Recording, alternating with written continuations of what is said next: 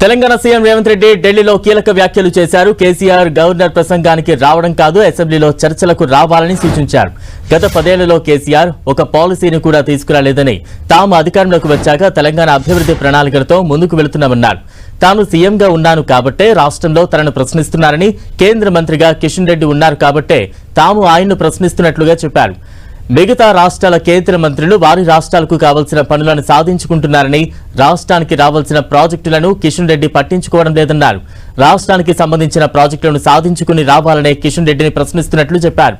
తాము 6 గ్యారంటీలను అడగడం లేదని, ప్రధాని ప్రకటించిన రీజనల్ రింగ్ రోడ్, మెట్రో, మూసీతో పాటు పలు కేంద్ర ప్రాజెక్టులను అడుగుతున్నామన్నారు. మెట్రోకి కేబినెట్ అనుమతి వస్తే పనులు ప్రారంభం కావడానికి సిద్ధంగా ఉన్నాయన్నారు.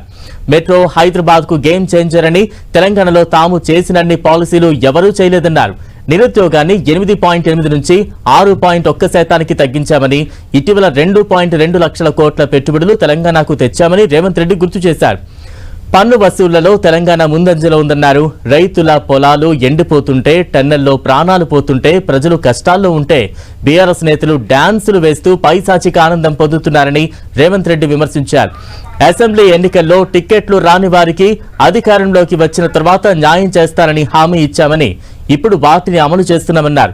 పార్టీ అనుబంధ విభాగాల్లో పనిచేసిన వారికి ఒకేసారి 37 కార్పొరేషన్ చైర్మన్ పదవులు ఇచ్చినట్లు చెప్పారు.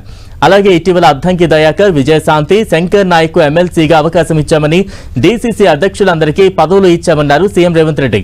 గాంధీ కుటుంబంతో తనకు ఎంతో అనుబంధం ఉందని, దానిని నిరూపించుకునేందుకు తాను ఫోటోలు దిగి చూపించాల్సిన అవసరం లేదన్నారు. ఇక తెలంగాణలో వచ్చే నెలలో 3 రోజుల పాటు భారత సమ్మిట్ నిర్వహించాలని భావిస్తున్నామని, దీనికి 60 దేశాల నుంచి ప్రతినిధులను ఆహ్వానిస్తున్నట్లు సీఎం రేవంత్ రెడ్డి చెప్పారు. ఇక డీలిమిటేషన్ అంశంపై deputy CM Bhatti Vikramarka, senior నేత జానారెడ్డి నేతృత్వంలో కమిటీ వేశామని, త్వరలో తెలంగాణలో ఈ అంశానికి సంబంధించి అఖిలపక్ష సమావేశం నిర్వహిస్తామన్నారు.